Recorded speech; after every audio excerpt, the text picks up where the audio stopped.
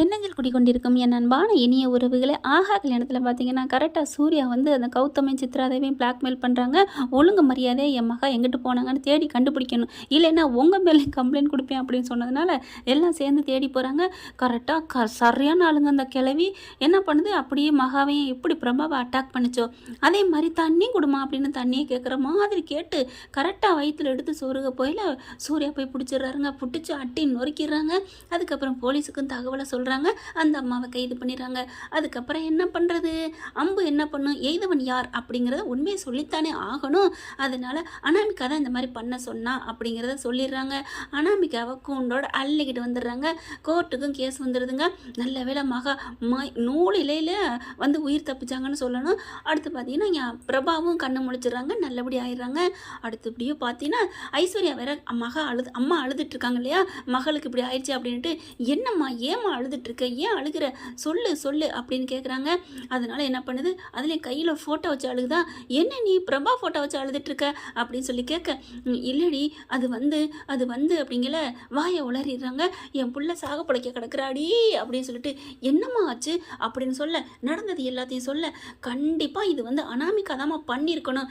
ஏன்னா ஐஸ்வர்யா ஒரு தீர்க்க தரிசின்னு தாங்க சொல்லணும். பார்த்தீங்கன்னா கரெக்டாக கண்டுபிடிச்சிச்சு. பார்த்தீங்களா, இது கண்டிப்பாக அவள் தான் பண்ணணும். ஏன்னா என் கௌதமோ இல்லை என் புருஷனோ இல்லை என் மாமியாலோ இந்த மாதிரிலாம் பண்ணாதுங்க. ஏன்னா பிரபாவை பண்ணுறதுல என்ன லாபம் அவங்களுக்கு, ஒருவேளை என்ன வேணால் ஏதாவது பண்ணலாம். பிரபாவுக்கு அவங்களுக்கு எந்த சம்மந்தமும் இல்லை. ஒருவேளை மகா மேலே கூட கோவம் இருக்கலாம். அதனால் இது கண்டிப்பாக அவங்க தான் பண்ணியிருக்கணும்.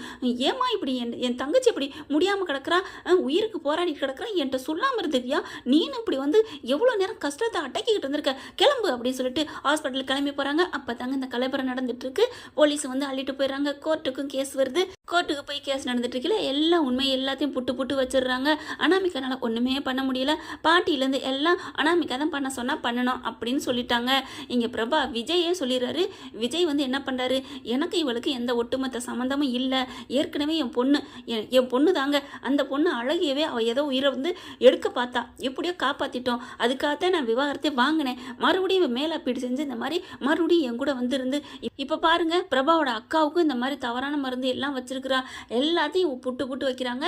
இந்த பொண்ணோட எனக்கு வாழ இஷ்டம் இல்லை அப்படின்றாங்க.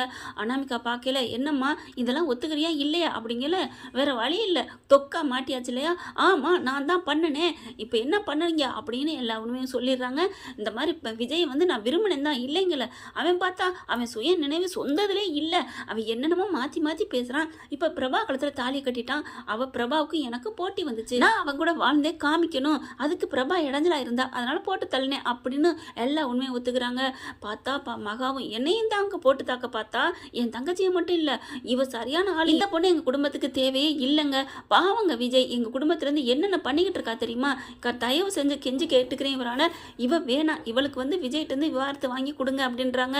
அதுக்கப்புறம் சூர்யாவும் சொல்கிறாங்க, எல்லாம் சாட்சி சொன்னோன்னே இந்த பொண்ணு எல்லாத்தையும் ஒத்துக்கிடுச்சு, அதனால நான் விஜய்கிட்ட அனாமிகாவை பிரித்து வைக்கிறோம், விவாகரத்து கொடுக்குறேன் அப்படின்றாங்க.